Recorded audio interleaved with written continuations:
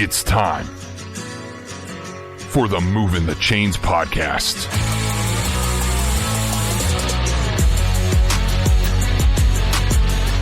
Your home for high school football coverage in the Palmetto State. Every team, every game, every week.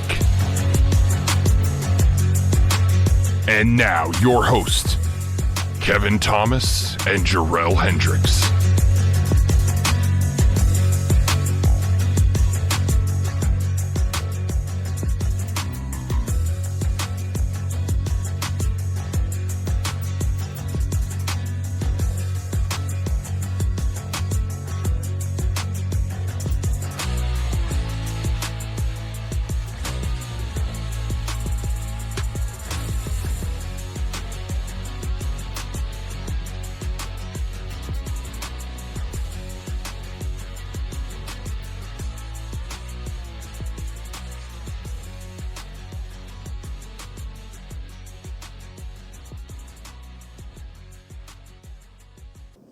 Welcome into Movin The Chains, brought to you by Founders Federal Credit Union. I'm Kevin Thomas alongside Jarrell Hendricks. We've got a great interview today, a very special guest, the head coach of the Northwestern Trojans, Coach Wofford. Coach, how you doing today? Doing well. How are y'all doing? Doing well, and we appreciate your time. We really do. If this is your first time tuning in, be sure to follow us on Facebook, Twitter, Instagram, YouTube, etc. at Movin Chains, and our website, movinchains.com. That's movinchains.com. Our podcast on Apple, Spotify, Google, and more. Coach Wofford will be heading into his fifth season with the Trojans. They went 13-2 last season and won the upper state title. Coach, let's start talking about your coaching career. How did you get into coaching, and how did you get to where you are now as the head man there at Northwestern? All right. Well, I hope we got a lot of time here, but this will be my 26th year coaching. I just got my 25-year plaque, so it's a great story, man. I'm from Goose Creek, South Carolina. My dad was a coach. My grandfather was a coach. I grew up going to Berkeley High School football practices and watching my dad coach and being around those players. And, you know, if I say, Mike Dingle was a running back, I was the ball boy. And Berkeley went to state that year and actually lost to Burns 41-14 at Williams-Brice. But that was, kind of my formative years there, being around football and being around teams like that. And Gerald Moody, he's in the Hall of Fame. He's following him around and following those players around and being on the sideline and just loving the game, man. Just being a part of it, love being a part of it. I consider football the greatest team sport because not everybody gets to touch the football. Those offensive, defensive linemen don't touch the ball unless something bad happens. So those guys are, the backbone of the team and really deserve everybody's kind of the praise and everything else. But, I started there and I went to Winthrop University and did my student teaching at Northwestern. And it was in the spring, so I was helping coach baseball. I played baseball at Winthrop. I was on the team at Winthrop. Saying I played baseball is kind of misleading. I got a hat when I was on the team at Winthrop. So helped coach baseball and worked through spring practice with Coach Wallace. And, Bobby Carroll was there at that time, and Mitch Walters and those guys that, were really back when Region 2 was Region 2, and you had Spartanburg and Rock Hill and Gaffney and Dorman and those schools that were all just real good football. And I knew from a young age I wanted to coach football. I wanted to be a coach and I wanted to coach football. And even though I wasn't good enough to play in college, but I was able to play some baseball and get some experience there. But I went from there to Carolina High School.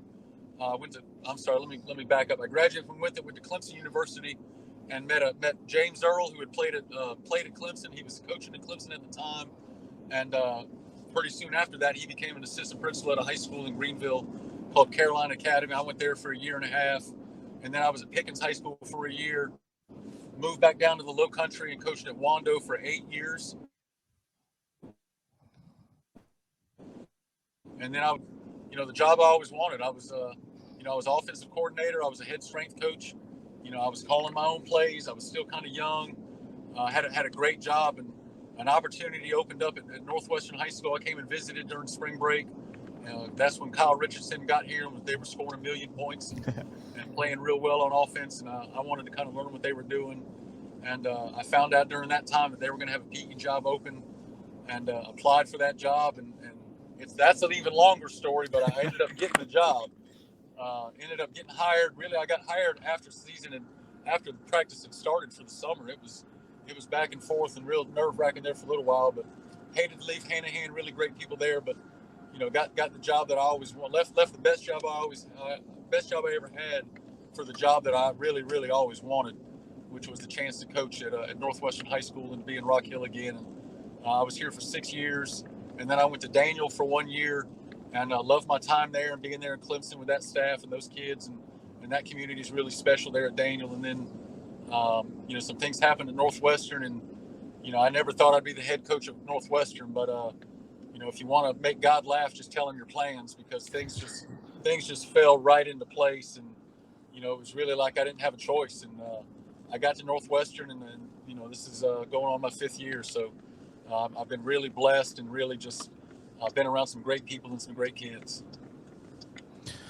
Coach, before we go on to this year, talk about last year. You went 13-2, upper state champions, just a heck of a season. You bring back a lot of that core.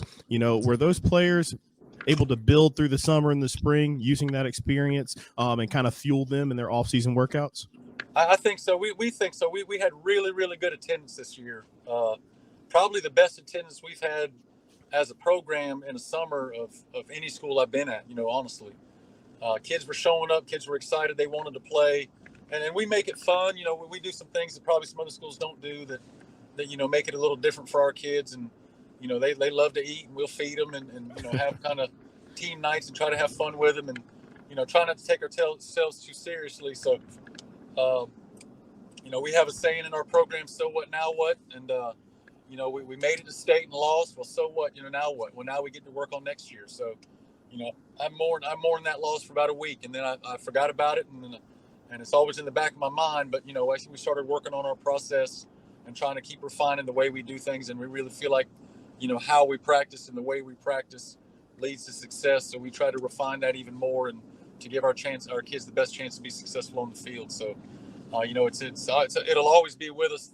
It'll always be with me that not winning it last year, but we worked pretty hard before, so it's hard to work any harder than we already do.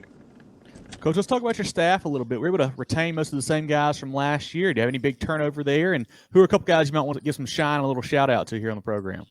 Well, first of all, I just want to give our defensive coaches a big tip of my cap to them. Coach Donato, defensive coordinator, he's been with me since my first year. Really does a great job with that crowd, and really does a great job over there. And I tell him all the time he's the head coach of the defense. I kind of spend my time with the offense and the special teams, and just kind of let them, they have it. And as long as we're playing well, I don't have a whole lot to say to them now. I'm still the head coach, and the wins and losses still go on my record. So if something's going wrong, I tell them I reserve the right to step in, but I haven't had to do that, at all. I haven't had to do that yet. So I've been happy with them. And David Pierce is a defensive line coach. He's got a lot of experience. He was on Coach Wallace's staff for a long time, and really just a really calming influence there, and kind of has a lot of wisdom for that position and for those kids. And he's coached all the great ones, defensive linemen, to come through Rock Hill, South Carolina. So Freddie Banks is a returning. All the defensive guys are returning. Freddie Banks is coming in, defensive back coach. Justin Carson, a young guy that's really got a bright future as a coach. He's doing some things now as a young coach. His father was a coach too. So, anytime I can hire the son of a coach, I know what I'm going to get. So, been real pleased with him. Our another linebacker coach, Ken Gordon, does a great job. He's there and really good for the kids. And Antoine Means is our only new guy as a defensive back coach. Our only new guy. He coaches the other side of the defensive backs with Freddie, and he's got a wealth of experience and has been all over and has done some great things. So we're excited about that. Offensively, I can't say enough about those guys because they have to work with me mainly, and I know I'm not easy to work with. But my offensive line coach has been with me since day one, and has really, really improved that position. Last year we put Jordan Knox. He's at Northwestern University right now, and has a chance to start as a freshman. So that says a lot about George, Coach Cantrell, and the things he's done. We got a new running back coach. Last year's running back coach is now coaching at North Greenville University. Stu Hunt, he's a wide receiver coach there, and we hated to lose him, but I knew when we got him that he wasn't going to be long for the high school world, just because he was coming from college and does a great job. And really a lot of energy, and we miss him a lot. But we wish them well, and I expect big things from the Crusaders. Our wide receiver coaches are Ryan Hunt, who's been, once again, since I've been at Northwestern, he's been there and really just does a wonderful job with the wide receivers. And he's got the hardest job on the staff because when I was an assistant at Northwestern, I coached the wide receivers. So, he's got to put up with me kind of trying to coach over the top. But usually by the time I talk to him, he's already gotten to those kids and fixed them. And, our new running back coach, by the way, is Mike Bollinger. He played 6 years at Liberty University, played high school at Bowling Springs, and his father was a coach. So, we've got a really, really good staff, a lot of experience, and, mixed in with some young guys that really work very, very well together. And, it's fun to go to work when you got a staff like that. Coach, for the people who have not seen your program play, what types of styles do you run on the offense and defensive sides of the balls? And do you call, plays on either side? Yeah, I call the plays on offense. I don't want to saddle anybody with that, the title of offensive coordinator when I'm calling the plays. And if we're not moving the ball or scoring points, then, people know exactly who to point the finger at. And I'd rather have them point at me than one of my hardworking assistants. So I call the plays. We run some, 4 wide receiver spread concepts. We try to go up tempo. People say we go fast. We practice pretty fast. I think it just carries over into games. Defensively, we're 4-3, 4-2-5. Usually have 4 hands on the ground, and we'll rotate our coverages and slant up front and do some things up there. But we just try to get into things where our kids can play fast and have fun out there. So, Coach, you guys lost some talent last year, of course. You mentioned your lineman there, then obviously Elijah Caldwell at South Carolina, guys like that. But you do return a lot of pieces as well. Who are some guys that we should be on the lookout for? Who are some really special players for you guys? Yeah, Vance Ventry is going to be on the offensive line. He's a 3-year starter. He's the only returning offensive lineman. But he's been kind of overshadowed by Jordan all these years. But it was funny. Jordan left in December, and Vance. I guess Jordan was taking his lunch money because Vance started eating, and he got up to 275. He's 6'6", 275, and he'll just be another one. Coach Cantrell's kind of worked with these guys and nurtured them over the course of their career, and really put some real time into them, and they've gotten a lot better. And also on the offense, Finley Polk returns at quarterback, Turbo Richard at running back, returning wide receivers. Greer Hopkins is returning. He's a wide receiver, quarterback, kicker, punter. He's when you list him as an athlete, he really, really does it all for us, and he's a really outstanding athlete. The other slot, Jaden Nichols had a great season last year, playing on Thursday, and got to dress for the playoffs during Friday, so that was great. And now he's really an explosive guy. The other, our outside guys, Jaden Burris and Jalen Burris, 2 twin brothers that were on the 4x4 team that qualified for state, so they can really go. I think you'll hear a lot from those guys this season. And then we've got some really capable backups behind them on offense. But defensively, we're returning all 4 defensive linemen who started last year as sophomores. So now we call them the Ninja Turtles, man. Just those 4 guys, just really, really funny guys and a little different personality. But, when they line up, beside each other on the defensive line, it's all business. And really just a fun group there that Coach Pierce has really molded into something special. Will Massey returns as a junior. He started last year as a sophomore in the inside linebacker position. He returns. Justin Spencer returns as a defensive back. We got Jamar Perry was all-state at defensive back. He returns. We got some players that came in. We got a 9th grader. Remember this name, Zymir Gordon Miles. He is a 9th grader. He's going to play varsity with us this year. Kind of mature beyond his years. His parents have done a great job with him. His mom has done a great job with him, kind of keeping him grounded, but still works extremely hard and has some real physical talent there that, he played middle school football last year, but he's going to be on varsity with us this year.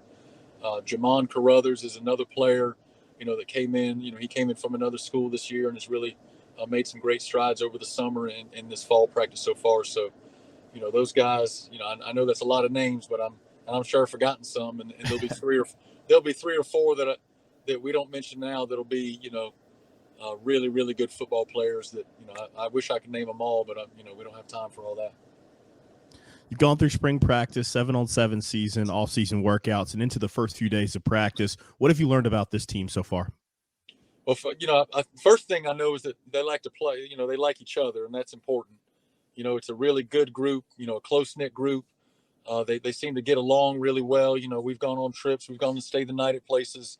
We've gone, all over South Carolina and then North Carolina and during the summer and doing stuff together. And, I've been asked a few times, what's the strength of this team? And I kind of stop right there and say the strength of this team is the team itself, and just kind of the culture that this team has and the culture we nurture. And, they like each other. They like football. They're going to play hard together and they're going to play for each other. And you can't ask for anything more than that. So, that's really the first thing that stands out when you ask me, about this team. That's one thing that I think is that might be overlooked in some programs, but in our program, we really, really enjoy the fact that these kids like each other, like playing football. You guys open up the season week 0 playing in the Keep Pounding Classic at Bank of America Stadium where the Panthers play against Providence Day. How did that game come about, and how cool and special will that be for your kids to play at an NFL stadium? Well, they called us. They called and asked, Riley Fields and Elise DeLuca kind of run their youth football program there for the Panthers, and those two, work tirelessly to promote football at the lower levels and try to and they're always, there to help with something or with an idea or trying to promote, trying to get us involved and get the schools in our area involved with them and so they called and Steve Drummond was a vice president there for the Panthers, and he actually graduated from Northwestern, and his son plays at Providence Day. So there was a little connection there. And then, the president for the Panthers, Christy Coleman, her child goes to Providence Day. So, Chad Greer's, been successful everywhere he's been and has a really good program and some really good players. So, I can, they asked them and they said yes. And then, they asked us and they had their choice of teams in South Carolina. Who's going to say no to that? Mm-hmm. Who's going to say, well, I don't think I want to take my team to the NFL stadium and have that kind of experience. Nobody's going to say no. So, we jumped at it. There was not a second's hesitation, to agree to that game and to try to get that ball rolling and get that game put on our schedule. So, being able to play in that stadium and, one of our kids was asked yesterday, what's it going to be like to play on the same field as Steve Smith and Luke Kuechly and some of those other guys. And, he gave a good answer, but, my answer would be, well, we play at D3 every Friday. We're playing on the same field as Jadeveon Clowney, That's a Rudolph, great point. Daryl Patterson. The kids in Rock Hill, the NFL is not, it doesn't seem like that much of a stretch for them, because there's so many people from Rock Hill that are in the league and have played in the NFL. And, it's a double-edged sword where you got to kind of ground some of them, kind of explain to them that, not everybody makes the NFL. No matter what they think, but it's a special place in Rock Hill, and football is important, and to have that opportunity for our kids and for our school and for our community in general to be put on that stage with a worldwide brand like the Carolina Panthers, I'm just once again blessed and pleased, and we're going to go out there and try to represent our city and represent our school the best we can against a really good Providence Day football team. Glad you bring that up because you're located in Football City, USA. So that means you play Region 3, 4A, which is one of the toughest in the state. How does that strength of schedule prepare you for the playoffs and going on a stretch run like you had last year? Well, we talked about it last year. We talked about it, just this afternoon that 5 teams from our region made the playoffs. And, 4 of those teams won the first round. We're in the second round of the playoffs, and then, I don't know how many of those other. I think there were 3 teams in the third round with us. South Point and Catawba Ridge, I think, all made the third round of the playoffs. I think so. It's just it's a gauntlet now. Don't get me wrong. After you come out of it, you feel better for it, but it's not a whole lot of fun when you start it. We have to play. We try to set up our non-region games to prepare us for our region games. Whereas at some places you might play non-region just for money games or just a rivalry game, stuff like that, but we're trying to prepare for just to play in our region. Indian Land's a really good team. Coach does a great job there. York with Dean Boyd with all his experience, and I give him a hard time about it, but that experience all counts for something, and he's from York, so it's very important to him. And South Point is South Point. They're always going to be good and have always been good. And Coach Collins, he and I get along really well, and I got a lot of respect for him. at Catawba Ridge, Coach Liniak, he started that program, and I think they're in their 5th year. But they've really put some things together there that are really nice. And Coach Surratt at Lancaster, another really good guy who, Lancaster for years was right there neck and neck with Northwestern, and really have really, I don't think it's too long before they're back where, back in a really, a premier position in the state in football because of just what he's doing there and the way he runs his program. So, those teams are a gauntlet. You feel good for them when you see them beating other teams, but then you're like, man, we got to play them at some point. But it definitely prepares you for the playoffs. It prepares you for those 3rd round, 4th round games when you're playing teams like West Side and Greenville at Greenville. To know you've played the teams you've played already, and it kind of gives you a good gauge of yourself to feel good going to those games that you've been through the fire per se a little bit already. So we're happy to be in this region, and we're proud that it's as you recognize as one of the toughest ones in the state. Coach, Northwestern is one of the premier programs in the state. Lots of history with title games and title wins and great players, things like that. And I think the expectations are kind of state championship every year for you guys. How do you keep a balancing act of helping the kids to understand that, but also keeping them from feeling too much pressure kind of at the same time? Yeah, I think I mentioned before, we have our little so what, now what. We have a winning language that we try to perpetuate in our program. So what, now what is at the top. When something good happens, all right, let's look at it this way. When something bad happens, so what, now what do we have to do to fix it? And it goes the other way. When something good happens, well, so what? The easiest way to not score your second touchdown is to think about your first touchdown. So we try to get our kids to understand that the next play is the most important play. And we've done a pretty good job of that. Going back to our winning language, we talk about ownership, and the best year of my life was the year that I took responsibility for everything that happened to me in my life. And just that's really a maturity thing, and taking ownership of your position and ownership of doing things the right way. Feelings, your decisions have to be greater than your feelings. You might not feel like running through that gap right now, but you have to decide to do it for the team. Stuff like that. So we've been very fortunate. Focus on things. See a little, see a lot, see nothing. And that's our winning language. So we went back to that, after the last game of the year, and that's kind of how we model our process, and we feel good about our process, and we feel like it's got us to where we are now. Building off the past and the traditions here, and in my office, I think we've played for the state championship 12 times at Northwestern. That's not a lot of schools can say that. It's just something that just perpetuates itself, and the kids expect it, and the town expects it. And I knew I was at a special place my first game at Northwestern when we played Burns, and a receiver had messed up or something, or a receiver had dropped the ball, and he was coming off the field, and I was going to go talk to him about it and kind of give him some, try to coach him a little bit. And heck, before I could get to him, the people in the stands were on the fence, giving him, telling him, what they expected from him. So, that kind of, that means something. That's there's some good and bad to that, but when they're hearing about it, how important it is at home and in the neighborhood and where they live and in school, then it really just makes our job that much easier to try to explain the importance and the importance of effort and doing things the right way.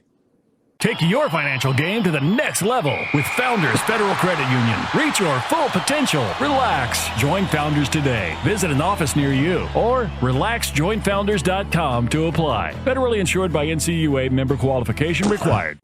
Coach, before we let you go, I got to ask you a non-football related question. Kevin and I are headed up to D3 Stadium as we plan to do this season to catch you guys for a game. Where should we stop in the area to get something to eat? Oh man, I got to be honest with you. There's a lot of good places to eat in Rock Hill, but my son worked at Empire Pizza in Newport. Okay.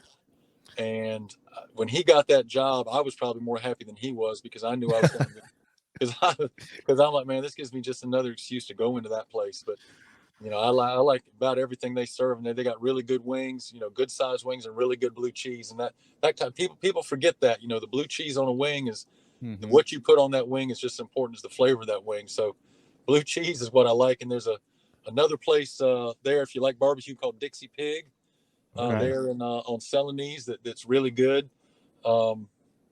I don't think you can go wrong with those two places depending on what you want. Empire Pizza has pizza. They got wings. They got pasta. They've got all sorts of stuff. Dixie Pig is more, kind of a soul food type place. And if you're really if you really want some good soul food, KC's Kitchen, there's run by Bud Steele, and he's a former Northwestern player. He and his father run a place called KC's, and that is just when I don't care about what I'm eating, when I don't care about my diet, when I just want to go get full and feel good about myself, I'm going to KC's because that place is really, really good. Nice. I'll put those on the list for sure, Coach. Yeah, man. Kind of a two-part one here before we let you go. D3 Stadium is a great atmosphere. I mean, Friday nights are just awesome there. Can you explain to people what that's like? And then also you've coached at, places all across the state. What are some other cool atmospheres you've had a chance to really coach games in? Yeah, with D3, start with D3, just knowing the history of it and the games that have been there and the people that have played on that field and the championships that have been decided on that field are, they always ask me, hey, don't you want your own field? Don't you want your own field? Well, we consider that our home field anyway. That's our place, and another school gets to use it, but that's our field. And I'm sure the other school considers it their field too. But I really have gotten to where I really like getting on the bus and going 2.6 miles up Highway 5 to District 3 Stadium, and taking that left there and swinging in and seeing the crowd and seeing the cars and just pulling in and kind of feeling like like Clemson kind of does, when they get on that bus and go around the stadium. It's kind of the same thing for me. And this year, funny, this year I don't even have to drive a bus, so that's pretty good. I've been driving a bus the last 4 years, so this year I get to ride. So that's new for me, but we'll see how that turns out. But it is a special place, and I'll tell you one thing that's special about it is just football. There's soccer lines on there, but it's a football stadium. There's no track, there's no other sports being played around there.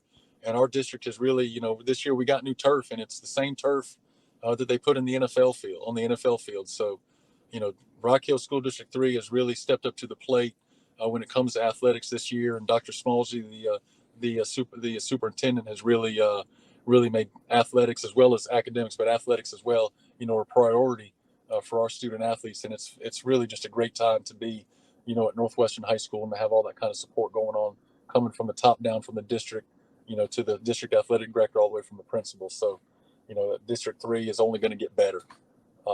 Places in the state that have a great atmosphere, that you can't, I've been to the reservation. I played in the original reservation when I was at Stratford. We actually beat Gaffney at the reservation when it was the original reservation. When, and I remember that game like it was yesterday. And I remember standing on that sideline right up against that fence and looking out across to the Gaffney fans, and it just seemed like a wall of people, and it just went straight up. It was just, and they were right there on top of you. And, we won that. We went in there and won that game, and it was a long ride there and a short ride home because we were, anytime you beat Gaffney, they're right at the top in the state with places to play. And I've played in one, we've coached in one at the new reservation as well. But that place is a little more sterile than the old place. It's a little more bigger area and not quite as much not quite as much right on top of you as that. We played at Greenville last year, Serene Stadium, a lot of history at that stadium, a lot of history there and the games that have been played there and the teams that have been there. I thought that was kind of a special place. Perrone Stadium, I like the state championship being at Spring Valley. Mm-hmm. Now, I understand that, when you play on a Thursday and a Friday, that's not really conducive to the learning environment to Spring Valley High School. But if they could find a way to put you get those state championships at Spring Valley, that was, I thought that was a really good place. We didn't play a state championship there, but when we played Spring Valley a few years ago for the region championship and at their place and just the bowl and just going down and, just the setup of that stadium is second to none in the state, I think, and really special. I've coached at John McKissick. I played and coached at John McKissick Field, Somerville's field. And that is another historic field where there have been a lot of huge games. And I don't know if y'all have ever been there for a big playoff game, but, it would get so crowded as coaches, we would go stand in the end zones, and we'd be on the field during the game. And you'd have to back up and, and there's oak trees and roots and stuff. There used to be oak, roots growing up on one end zone. And, it was just, and just people everywhere. And, the home side there with the big wave behind them. And then the visitor side was just the most oldest, rickiest, 4 or 5 rows of stands, and you're like, man, I can't believe they put people over here. But in the lowest press box you've ever seen, I mean, it might as well not even be in the press box. But anyway, that was kind of a, when you talk about historic places to coach and play in, playing at John McKissick Field, it probably doesn't get much better than that. And then, of course, I got to give a shout out to Berkeley High School, Gerald Bonds Wilson Stadium, Gerald Moody Field, being, there with my dad when he was coaching there, and knowing my dad played there, and that being a natural grass field, and probably always will be if I know the people at Berkeley. They're not much on change, and the stands are the same. I remember when they built the stands when I was a kid, the same stands, and they've got a lot of special things at Berkeley High School. And the players run out and they've got the stag, the deer crossing sign that they're knocking on, and I think that there's something, that's really something kind of nice for them to do. So,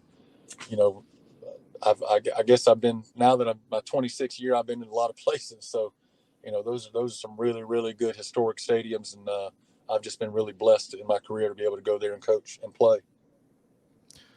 Coach, final question. What are some of your goals for the 2023 version of the Northwestern Trojans?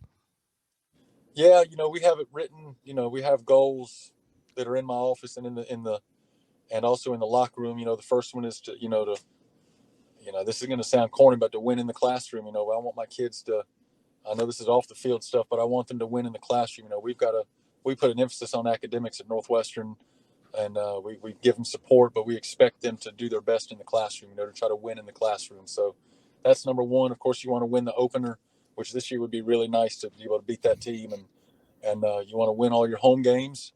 That's our house. We consider that our house. And then, we want to win our business trips for our away games. So, knock on wood, we haven't lost a regular season away game in, I think, 3 or 4 years, which scheduling might have something to do with that. I don't know. But, we haven't lost many games, but, the regular season and the playoff games, the state championship was really the only one that, away game, if you consider that an away game, that we've lost in the last 3 or 4 years. So, people ask me, the sports report had us pick number 1 in the state in 4A. I really consider South Florence until they lose. They're the team to beat until they get beaten. Coach has done a great job there and put together a really, really good program. So, until they get beaten, I think they're the team. I think they're the number 1 team in 4A. But as far as anything else, if we don't have a really good season, I'll be disappointed. I'll put it to you like that. We're expecting good things from our team this year. Well, this has been great. I want everyone to go check out Coach Wofford and the Trojans program on Twitter and Facebook and all social media. They do a great job posting highlights and clips of their kids. Definitely follow them on there. Like I mentioned, follow us on social media at Movin Change, our podcast on Apple, Spotify, Google, and more. Moving the Change, brought to you by Founders Federal Credit Union. Drill, anything else for Coach? We'll let him go tonight. Coach Wofford, first of all, just thank you so much for your time. And, we know it's an extremely busy part of the year for you guys. And just looking forward to what your team does this year. Going to have continued success. And like you said, we'll be surprised as well if you guys are not playing in one of those last games at the end of the year. So we wish you the best. Stay healthy. You guys continue to do well. Yes, sir. Thank you all very much. Thanks for having me. We appreciate it, Coach. Look forward to getting by a game and getting to meet you in person. And best of luck, all right? Yes, sir. Thank you.